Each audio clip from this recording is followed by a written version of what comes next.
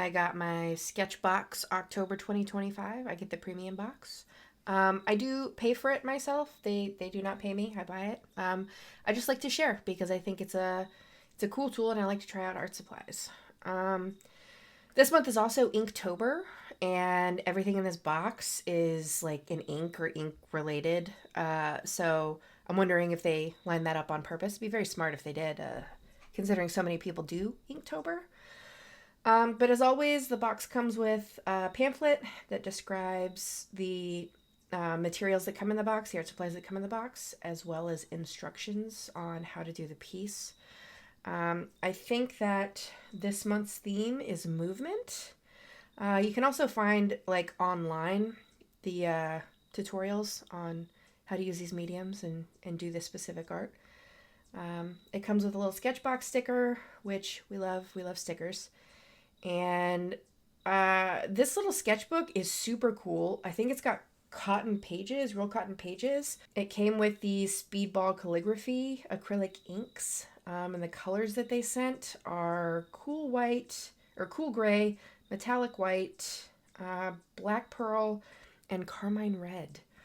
Really nice colors. It also came with a quill brush. This is a size 0. I have another brush or two quill brush from Sketchbox, as you know, you can see in the video here, a larger one. This one's a little bit smaller. They also sent an ink brush. I have a couple of these that I've gotten also through Sketchbox. They're really nice. I do like using them. They can be a little messy sometimes, but overall, I really like to use them. When I'm not trying to be really, really clean and careful. Because they, like, I don't know, maybe it's just me. I squeeze on my writing implement a little bit too hard and it always drips. I did a little test run with the inks in the sketchbook that they sent. I just wanted to try out the paper and the inks. Nothing crazy. They are metallic. The black, the white, and the gray are metallic. The carmine red is not metallic. It's a really beautiful red. I actually I really love the color of the red, like the warmer red. I messed with the red and the cool gray just to see what I could get out of mixing them. With it being such a warm red, it's just kind of duller, darker red. But, you know, I just was curious to see how when I mix them they would mix and what they would look like. I just tried to layer them a little bit. They layer really beautifully, actually, which you'll see more.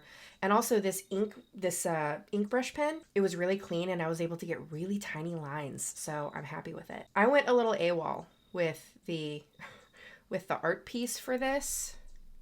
I realized that the theme was movement, and I tried to make the body a little bit less still, like it's obvious that she's been moving, but also I wanted to incorporate the not Sketchbox.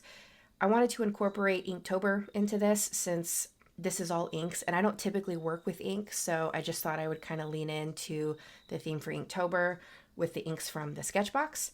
And so I added a mustache to her face. I do realize that I am a day or two, depending on when you watch this, late for the mustache one, but that's the one that I wanted to do. I kind of had a picture in my mind of somebody kind of scurrying around and being like, no touchy the mustache. You know, like that meme or that video, not the meme, the video of the cat that's like dancing around and it's on its tiptoes and it walks, like, kind of slinks away and it's like, meow. I don't know if that makes any sense. I know what I'm talking about. I don't know if any of you do. I just tried to go a little bit crazy with this. I mixed the carmine red and that white color, the pearlescent white. I wanted to get a lot of variation on, like, how much pink and how much variation of color I could get with the colors that they sent. And I think it worked out. I really like I said, I really like this red, and it mixed really well with the white, and it created like a really nice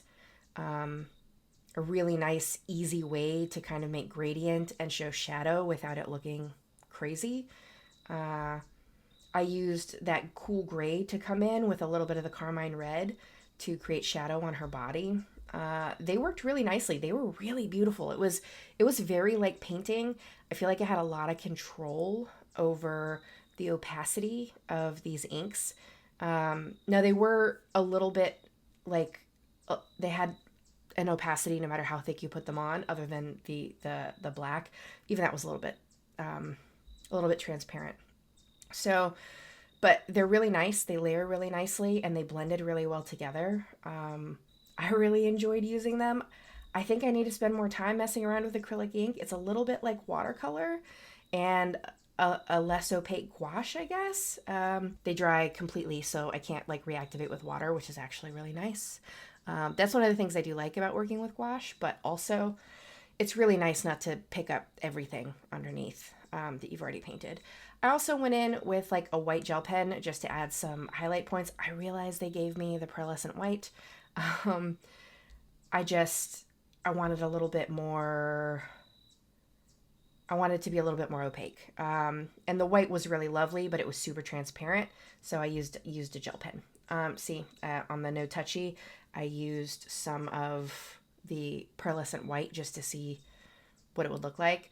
But yeah, other than the gel pen, everything else. Oh, and one of the paintbrushes, the paintbrush that I used for this painting was actually not the quill brush. I used one of my own because, I don't know, small lines and, but yeah, I had fun using them. I like them. I really enjoy getting Sketchbox.